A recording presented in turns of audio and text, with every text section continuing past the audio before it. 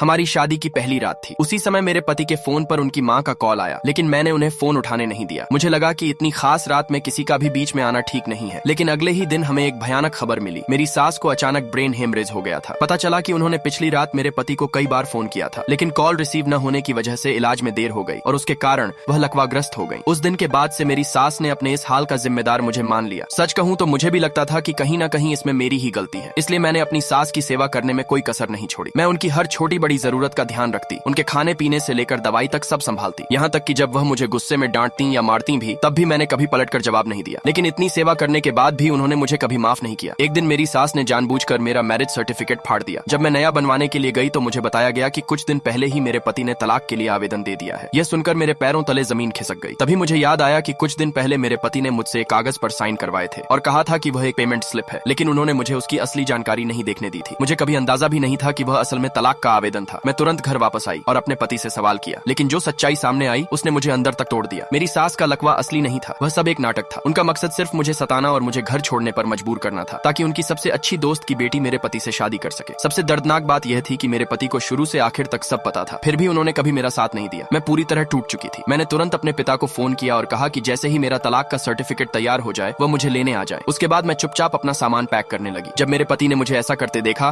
तो उल्टा मुझे ही ताने देने लगे कि मैं उनकी माँ की देखभाल नहीं करना चाहती। अब मुझसे सहा नहीं गया और मैंने उनसे तलाक के आवेदन के बारे में पूछा। उन्होंने वही पुराना बहाना बनाया कि उनकी माँ ने उन्हें मजबूर किया था, लेकिन मैं यह बहाना कई बार सुन चुकी थी। इस बार मैंने उनसे बहस करने की भी जरूरत नहीं समझी। मैं चुप रही तो उन्हें लगा कि शायद मैंने हार मान ली है, इसलिए वह संतुष्ट होकर बाहर चले गए। लेकिन उसके बाद मेरी सास का रवैया और भी ज्यादा कठोर हो गया। उन्होंने अपनी दोस्त की बेटी को सीधे हमारे घर में रहने के लिए बुला लिया और मुझे उसके साथ काम करने का आदेश देने लगी। इतना ही नहीं, वह लड़की तो उस मास्टर बेडरूम में भी रहने की जिद करने लगी जहाँ मैं अपने पति के साथ रहती थी। ये सब मेरे लिए सहन करना बहुत मुश्किल था, लेकिन मेरे पति ने फिर से मुझे धैर्य रखने की सलाह दी। आखिरकार मैंने एक बार फिर सब सह लिया। उसी रात मेरी सास ने अचानक एक और चौंकाने वाली बात कही। उन्होंने प्रस्ताव रखा कि मेरे पति और उनकी दोस्त की बेटी की शादी कर दी जाए। उनका कहना था कि वह लड़की हमेशा से मेरे पति को पसंद करती थी, इसलिए वह उसका यह अधूरा सपना पूरा करना चाहती है। मेरे पति ने दिखावे के लिए कहा कि वह पहले मुझसे इस बारे में बात करेंगे, लेकिन सबको हैरान करते हुए मैंने उसी समय इस बात के लिए हाँ कह दी। दरअसल मैंने यह फैसला इसलिए लिया था ताकि मेरे घर छोड़ने से पहले मेरी सास थोड़ी शांति से रहे। सब्सक्राइब कर लो, अगला पार्ट जल्द ही आएगा।